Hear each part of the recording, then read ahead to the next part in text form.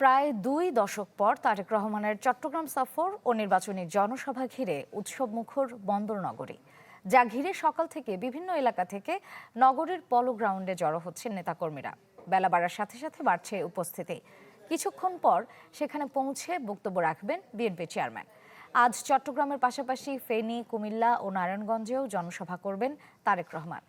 এর মধ্যে কুমিল্লাতেই ৩টি জনসভায় অংশ নেওয়ার কথা রয়েছে তার।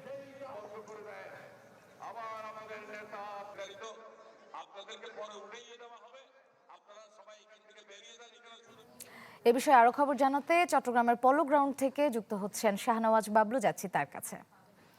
বাবলুর জনসভার সার্বিক পরিস্থিতি জানাবেন।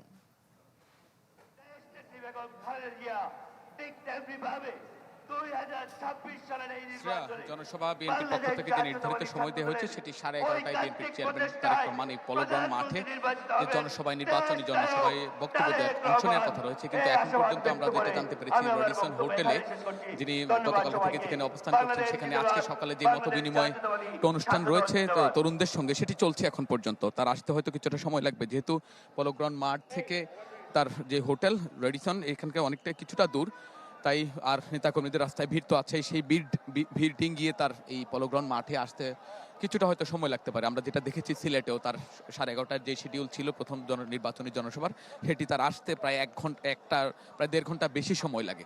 তো আজকের এই জনসভা দীর্ঘ সময় পর তারেক রহমান এই চট্টগ্রামের মাটিতে আসলেন, প্রায় বলা যায় 2 দশকের বেশি সময় পর এই পলো গ্রাউন্ড মাঠে বক্তব্য রাখবেন।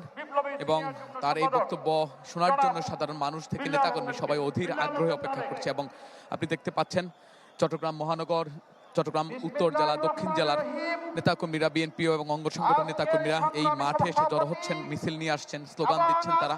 যদিও এখন শীতের দিনের মধ্যে এই সকাল থেকে রোদ রয়েছে, কিছুটা ভ্যাপসা গরম রয়েছে, এই গরমের মধ্যেও তারা এখানে অবস্থান করছেন। তারা বলছেন তাদের প্রিয় নেতাকে দেখার জন্য তারা এসেছেন এবং আগামী নির্বাচন এবং দলের যে সাংগঠনিক অবস্থা নিয়ে যে নির্দেশনা দিবেন সেই নির্দেশনা অনুযায়ী তারা কাজ করবেন।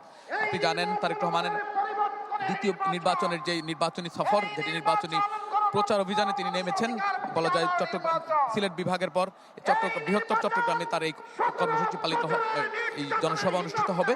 আজকে এখান থেকে তিনি ফেনীতে যাবেন। বেলা 4টায় ফেনীর সরকারি পাইলট উচ্চ বিদ্যালয় মাঠে তার দ্বিতীয় জনসভায় অংশ নেওয়ার কথা রয়েছে। এরপরে কুমিল্লার 14 গ্রাম, কুমিল্লা সদর দক্ষিণ এবং কুমিল্লার দাউদকান্দিতে তার জনসভায় অংশ নেওয়ার কথা রয়েছে। শেষ সময়ে তিনি শেষ যে জনসভা, যেটি নারায়ণগঞ্জের কাছপুরে, তিনি সেখানে বক্তব্য রাখবেন। তার শিডিউল দিয়েছে রাত 11:30টায়। যদিও আমরা দেখতে পেয়েছি এর আগের যে শিডিউল ছিল, সেই শিডিউল অনুযায়ী তিনি নির্ধারিত সময়ে, যেটা তার যে সময়স্থল, একটা সময়স্থল থেকে পরবর্তী সময়স্থলে তার পৌঁছাতে দীর্ঘ সময় লেগে। আমরা যেটা সবশেষ দেখেছি যে নারায়ণগঞ্জের শেষ জনসভা, যেটা নির্ধারিত ছিল সন্ধ্যা 7টায়, সেটি ভোর 5টায় তার জনসভা শেষ হয়েছিল। তো নেতাকর্মীদের রাস্তায় উচ্ছ্বাস, নেতাকর্মীরা ভিড় করেন।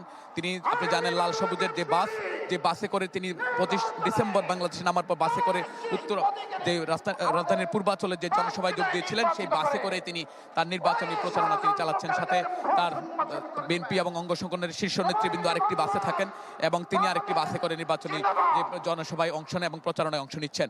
তো আজকেও এই যে বাসগুলো এখানে এসেছে, তিনি তার যে জনসভা নির্ধারিত যে জনসভা পলো গ্রাউন্ড মাঠে, সেটি শেষ করে তিনি রওনা হবেন যে কুমিল্লা ফেনীর উদ্দেশ্যে।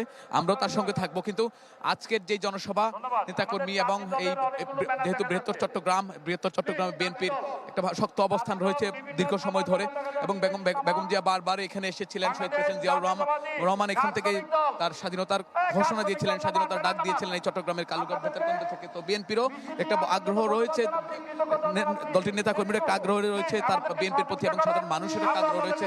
বিশেষ করে তারেক রহমান যেহেতু দীর্ঘ সময় পর এই চট্টগ্রামের মাটিতে আসছেন, তাকে দেখার জন্য তারা নেতাকর্মীরা অপেক্ষা করছেন। রং বেরঙের ব্যানার ফেস্টুন নিয়ে এসেছেন। তারেক রহমান দীর্ঘ সময় ধরেই বক্তব্য রাখছেন, দেশে আসার পর থেকে নানা বক্তব্য দিচ্ছেন এবং সবশেষ তার যে নির্বাচনী জনসভাগুলোতে তিনি বক্তব্য রেখেছেন। তিনি জানিয়েছেন দেশ নিয়ে তার যে পরিকল্পনার কথা, তিনি রাষ্ট্র সংস্কারের যে বিএনপি যে 31 দফার দিয়েছিল, সেই দফার প্রেক্ষিতে বিএনপি যে সবশেষ যে 8টি প্ল্যানের কথা জানিয়েছে, বিএনপি রাষ্ট্র ক্ষমতায় গেলে, জনগণের ভোটে রাষ্ট্র ক্ষমতায় গেলে কি করবে, সে বিশেষ করে সাধারণ মানুষের জন্য, প্রান্তিক নারীদের জন্য ফ্যামিলি কার্ড, কৃষক কার্ড, তরুণ যুবকদের জন্য যে কর্মসংস্থানের ব্যবস্থার কথা তিনি বলেছেন, সেগুলো তিনি সমাবেশে তুলে ধরবেন এবং এর আগেও তুলে ধরেছেন তিনি তার দলের প্রার্থীদের কিভাবে বিজয়ী করা যায় সেই গুরুত্ব, জনগণ কেন তার প্রার্থীদেরকে ভোট দেবে, ধানের শীষের প্রার্থীদেরকে ভোট দেবে সেই গুরুত্ব তুলে ধরবেন তিনি। পাশাপাশি এর আগের জনসভাগুলোতে আমরা জানিয়েছি তিনি বারবার শঙ্কা প্রকাশ করেছেন যে এই আসন্ন যে নির্বাচন, সেই নির্বাচন নিয়ে ষড়যন্ত্র চলছে, একটি রাজনৈতিক দলের বিরুদ্ধে তিনি অভিযোগ করেছেন। যদিও তিনি দিন শেষের বক্তব্যে তিনি বলেছেন যে আসলে দেশের মানুষ 24 জুলাই গণ অভ্যুত্থানে যে স্বপ্ন দেখেছে সেই স্বপ্ন বাস্তবায়নের জন্য সাধারণ মানুষ থেকে ছাত্র জনতা সবাই যাতে ঐক্যবদ্ধ হয় সে আহ্বান জানিয়েছেন। তো এই পলো গ্রাউন্ডের যে মাঠ, সেই মাঠে 2012 সালের সবশেষ বক্তব্য রেখেছিলেন বিএনপি চেয়ারপারসন বেগম খালেদা জিয়া।